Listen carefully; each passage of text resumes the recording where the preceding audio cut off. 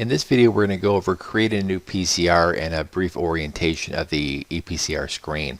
So as you can see here, we already have our crew information added. And just a reminder, that is going to remain the same unless you manually change it. Even if you log off the device, when you log back on, it's going to be the same. So make sure before you start your shift, all this information is correct, because that's again going to be brought into the PCR. So we'll start by clicking the new incident button. And that's going to open up a blank ePCR, with the exception it's going to bring all your crew and unit information over. And before we start filling out any field, let's go over the various sections. On the left here you see your workflow. Now it's important that you start at the top and you work your way down, because depending on what you enter in some of these fields, it's going to trigger visibility rules further down. So our goal here when we created this is to make it as clutter-free as possible. So if you don't need a panel, it's going to hide it, so you don't have to see it, you don't have to worry about it. But in order for that to work, you need to start at the top and then methodically work your way down here, because these are all going to drive both visibility and validation rules further down.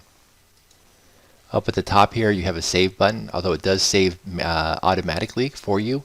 If you just created a monumental Class A narrative and you want to make sure it's saved, you can go ahead and click on that manually just to give yourself a little peace of mind. The post button here obviously will post the call up to the server, and then you have your print, your CAD download, your EKG download, and transfers. So this is for transfers to other allied agencies to either download their data or push up your data. On the right here you have a time screen. That's just a little pop out that's going to show you your incident times, place to add your mileage, timeline, and then these are your power tools, which we'll go over later. And then this is the status of your current PCR. Down here you show the validation score, which is 44, and then the menu here, if you click on that, that's just going to take you to where you can add your attachments, do addendums, associated fire instances we don't use, but you can also delete the call from here and lock it.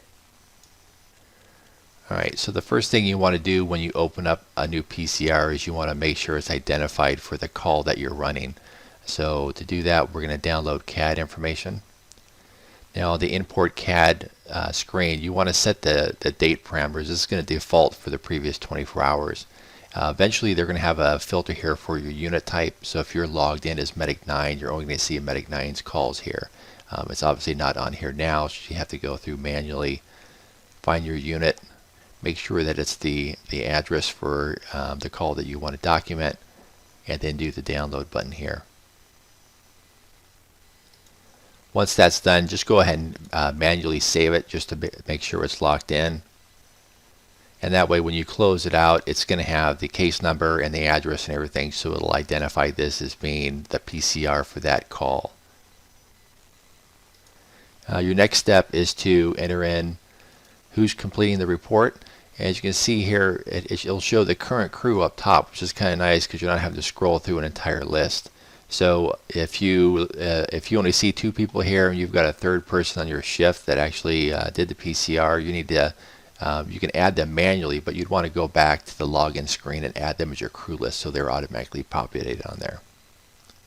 So we'll add that on there, and then you'll see once that's been added, actually remove that off there first. You'll see that it turns red if it's not filled out. When you fill it out, the red goes away, and then you get the little blue indicator light here showing you that this section here, this panel, is complete. There's no validation errors on it. We'll go to the next item here on the workflow. As you can see, it automatically imported all your CAD information here. If you scroll down, you'll see areas that are red, which mean there's a validation error. In this case, it's the incident location type. So just go ahead and click on that list. And again, this is the NEMSIS 3.4 database. At some point, these are going to get cleaned up so they make sense, but currently it's full on government speak. As an example here,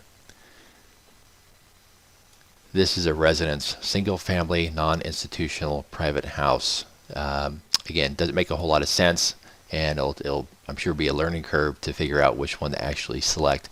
But again, once that's filled out, you look through, everything is without a red box on it, and then it'll validate here. You'll show the little blue bar.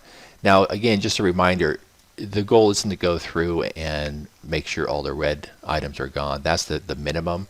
The goal is to accurately document what was done to the patient and what you saw on scene. So don't be one of those guys that just goes through and makes sure that the red are gone and nothing else is done. The next field here is response information. And again, most of this stuff is going to be populated by CAD. Some things of note here. Type of service requested.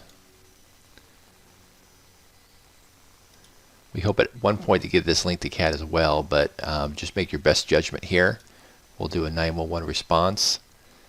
And then the response vehicle type for AMR, every one of our units is an ALS ground transport unit. It doesn't matter if you're doing a BLS ground transport or what the call was, this is the vehicle type. So for us, it's always going to be ALS ground, and the level of care is always going to be ALS paramedic.